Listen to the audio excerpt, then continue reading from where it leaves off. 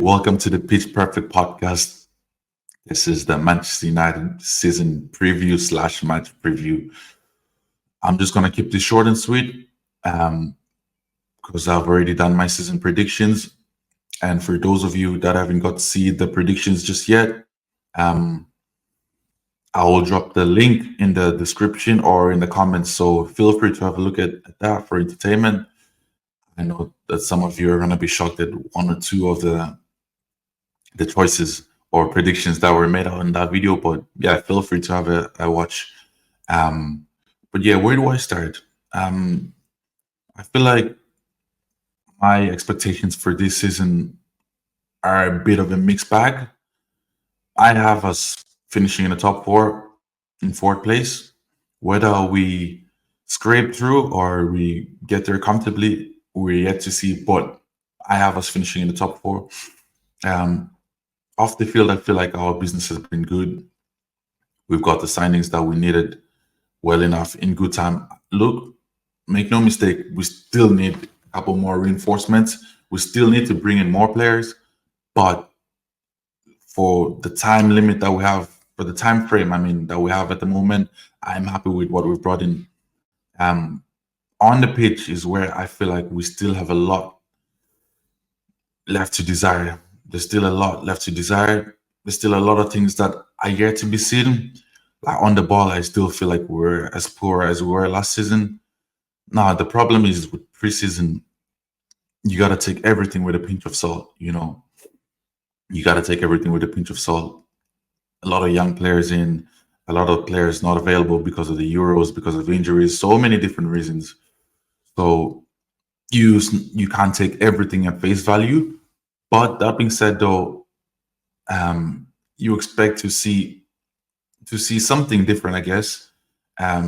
So based off our preseason alone, it's really hard to say that we might have somewhat of a great season, but because of the business we've been doing off the field, that gives me some glimmer of hope. With the recruitment of Dan Ashworth, Ruud van Nistelrooy, and then the players we brought in, Zirkzee, Mazraoui, the league. That gives me a bit of hope, if I'm honest with you. But then again, you never know. All it takes is one or two injuries before we start having the same conversation again as we did last season.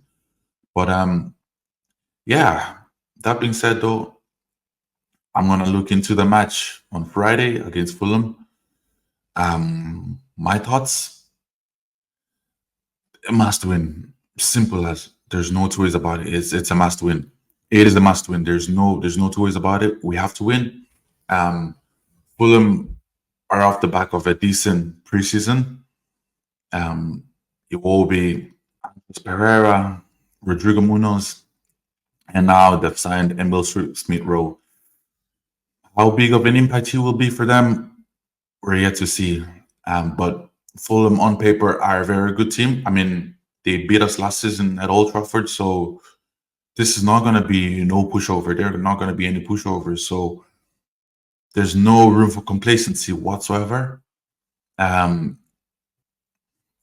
So it's going to be interesting to see how Ten Hag lines up the team. It's going to be very interesting to see who makes the team, who doesn't, who's available, who's not. We just saw the other day, just not long ago, that Luke Shaw's out for a couple more weeks. Surprise, was expecting it. He was on the camp for the England team during the Euros and wasn't fit to play at all. Wasn't fully fit to play at all. Didn't play any minutes till about the final. So I wasn't expecting anything more from him coming into this new season. I think it was very big that we got the Mazraoui signing over the line just before this game. Whether or not he will be available to play this game, we're yet to see. But from what I've been hearing, the reports I've been hearing, he should be available to play. I'm not too sure about the league, whether the league would be available to play. But yeah, it was vital that we got those two signings on the board over the line. My predicted starting 11 for the game against Fulham, I'm gonna go for standard Onana in goals. Dallo right back. Mm, I am going to go for Maguire and Lisandro Martinez in the two because I doubt that the league might be available for the game. But if the league is, I would love to see him start. And then Mazraoui, the left back. In midfield, to be honest, I really wouldn't want to see Kobe Mainu start. Not because I don't like him as a player, but just because I just feel like he's really fatigued from the Euros. I would like us to just bring him in slowly back into this team slowly.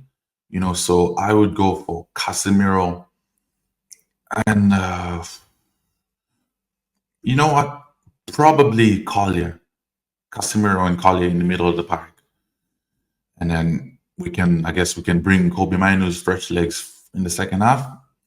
And then in the number 10, Bruno, of course. Bruno can play any day. He can play with an injury, without an injury. He can play every game in, game out. He's always available. So I have no worries about Bruno in terms of fatigue. So Bruno in the 10. And then out wide, this is a very good question now, out wide, because we seem to be spoiled for options now so far. But based on what I've seen so far, I would have to go for probably Garnacho on the left and Ahmad on the right. I feel like it's going to be such a disgrace if Ahmad doesn't start. It's going to be such a disgrace. There's no way Ahmad does not start against Fulham. If Ahmad does not start in this game, oh man, I don't know.